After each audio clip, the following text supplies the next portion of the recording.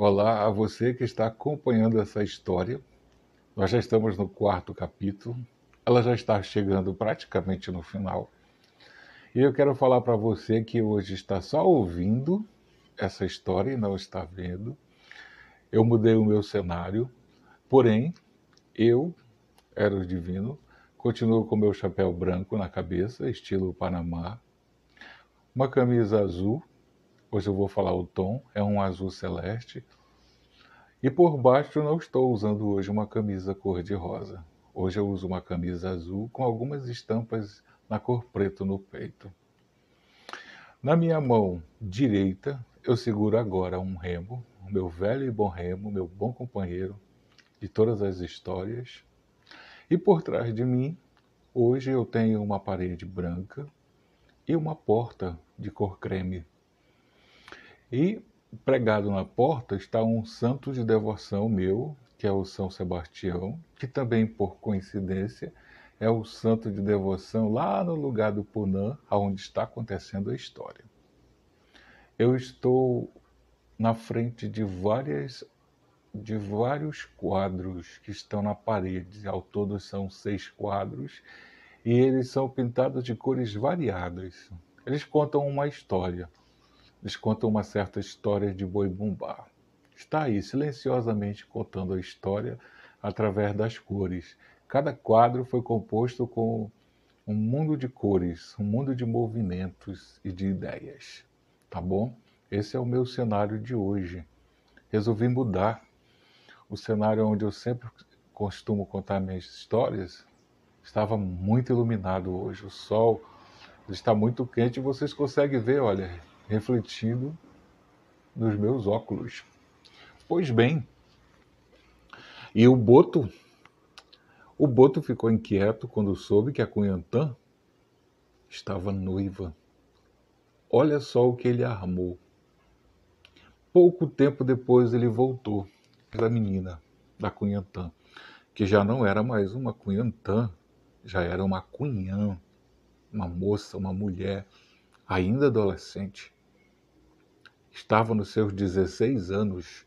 Já haviam passado 4 anos daquele encontro, aquele curioso encontro dele com a Cunhantã chorando enquanto lavava suas roupas. As roupas dela e da família, né? Então eles tramaram tudo. O Boto a seduziu. Ele conseguiu a seduzir. Mas que sedução foi essa? Ele chegou para ela e disse que gostaria que ela aprendesse a ler e a escrever. E seja lá com quem ela fosse se casar, porque estava prometida pelos pais para algum outro regatão ou outro comerciante que era de bom grado dos pais, né? Agradava os pais da menina, a dona Pastorinha e o seu esposo, né? Então ele chegou para Cunhã e disse para ela, para Cunhã, que não é mais a Cunhantã, de 12 anos, né? Ela já está com seus 16 anos e disse para ela: vem comigo, tu vai ser minha mulher. Tu sabia que tu vai ser minha mulher? Ela ficou assim, sem chão, disse: tu tá doido, homem? Tu tá doido, Boto? Como é que tu chega assim e me propôs uma coisa dessa? Eu sou uma moça de família, ela dizia para ele. Mas no fundo, ela gostou da ideia. Tanto é que ela não pensou muito não. Ela findou concordando. Ela disse que aceitava sim fugir com ele, principalmente porque ele prometeu a ela que a ensinaria a ler e a escrever. Ela iria para a escola, mudando de local, de cidade, de região, ela iria para a escola. Ele prometeu isso para ela. E mesmo antes de adentrar a escola, ele disse: eu vou te ensinar a ler e escrever.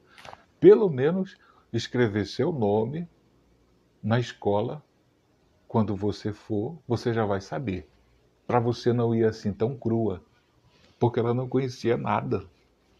O mundo que ela conhecia era só o cenário, era só as coisas, os símbolos, as cores, de ter ouvido falar, né? As formas, as atitudes, as situações. Mas as letras e os números na composição de texto, de redação, ela não entendia de nada. E isso a encantou quando ele disse, quando ele prometeu, porque ela indo casar com um outro rapaz, ela não saberia se teria a oportunidade de estudar. Porque ela percebeu que o outro rapaz também era um regatão que viajava.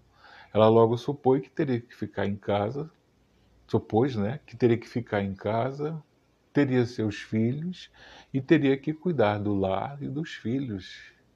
E é realmente, até então ela nunca tinha ouvido do outro rapaz se ela ia ou não poder frequentar a escola, porque querendo ou não, era uma época em que o machismo predominava. A própria mãe dela não pôde estudar, porque o pai dela também não estudou.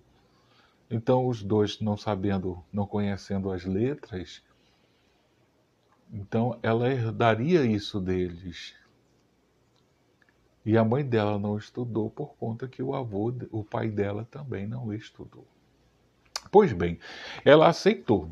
Ela aceitou e o boto apareceu no momento em que o rio estava secando, porque lá no Punã, quando o rio seca, o caminho da comunidade para se chegar à comunidade fica muito longe da beira, porque as praias são imensas, as praias são encantadoras.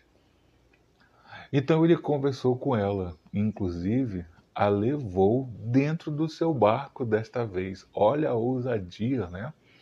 Uma moça solteira sendo levada para dentro do barco de um rapaz solteiro. Mas ela só foi ver o que ele tinha lá dentro, além de tudo que ele tinha à mostra para vender. Ele tinha uma coisa que raramente ela via, muito raramente mesmo. Ele tinha livros. Dentro do barco dele, ele tinha livros. Ele tinha uma dúzia de livros contando várias histórias. E ele pegou um e contou para ela: olha, neste livro aqui, eu narro uma história, eu leio uma história e narra-se uma história falando sobre as pirâmides do Egito. Daí ela disse: nossa, o que é isso? Ela nunca tinha ouvido falar. E ele gostava dessas narrativas, pirâmides do Egito, mundo antigo, essas coisas todas.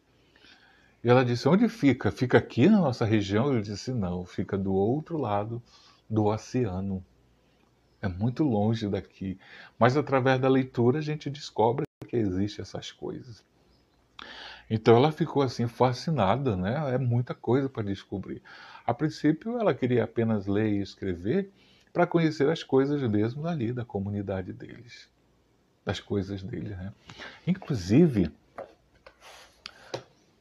tá aqui o livro, né? Eu ainda consegui roubar do barco do Boto antes que o barco fizesse a sua última viagem para sempre. Então eles tramaram tudo. Nós vamos fugir. Mas não tinha que ser assim de uma hora para outra, não. Eles arquitetaram tudo. Eles esperariam 1 ano, porque o rio enchesse, eles fugiriam. E foi o que aconteceu. O rio encheu, e um dia, numa determinado horário que eles marcaram, numa determinada hora, ela estava irmã caçula, quando ouviu lá na beira o barulho do motor do barco dele, ela reconheceu. Porque eles também tinham marcado a hora. Vejam só, né? Então, ela olhou para dentro da rede, jogou um beijo para a irmã dela, que tinha 2 anos e meio ainda, e saiu de casa. Os irmãos menores ficaram brincando no chão da casa com seus brinquedos, com suas coisas de criança. E ela correu para a beira. Ela correu para ser feliz. Ela correu para buscar tudo aquilo que ela nunca tinha encontrado no Punã.